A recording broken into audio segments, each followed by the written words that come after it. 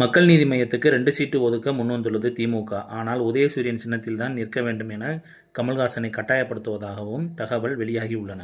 மக்கள் நீதி மய்யத்துக்கு 2 தொகுதிகள் ஒதுக்க முன்வந்துள்ளது திமுக. 2024 நாடாளுமன்ற தேர்தலின் மூலம் திமுக கூட்டணிக்கு வந்தது மக்கள் நீதி மய்யம். அப்போது தலைவர் கமல் போட்டியிட ஒரே ஒரு எம்பி தொகுதி கேட்கப்பட்டது. முதலில் ஒரு தொகுதி ஒதுக்க முன்வந்துள்ள திமுக உதயசூரியன் சின்னத்தில் போட்டியிட வேண்டும் என நிர்பந்தித்தது.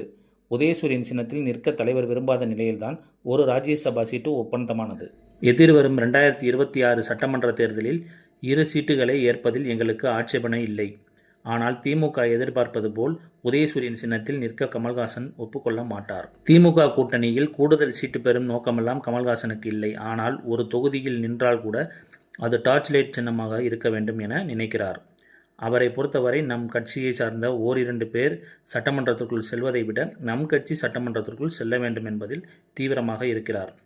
ஒருவேளை டார்ச் லைட் சின்னத்துக்கு கடைசி வரை ஓகே சொல்லாவிட்டால் தேர்தலில் நிற்க வேண்டிய அவசியம் இல்லை என்ற அளவுக்கு பிடிவாதமாக இருக்கிறாராம் கமல்ஹாசன். மக்கள் நீதி மய்யம் உதயசூரியன் சின்னத்துக்கு ஒப்புக்கொண்டால் 3 தொகுதிகள் வரை தர சம்மதிக்கிறது திமுக. ஆனால் மக்கள் நீதி மய்யம் டார்ச் லைட் சின்னத்தில் தான் போட்டியிடுவேன், ஏற்கனவே எம்பி தேர்தலில் போட்டியிடும் வாய்ப்பை தவிர்த்திருக்கிறேன் என தொடக்கம் முதலே பிடிகொடுக்காமல் இருக்கிறார் கமல்ஹாசன்.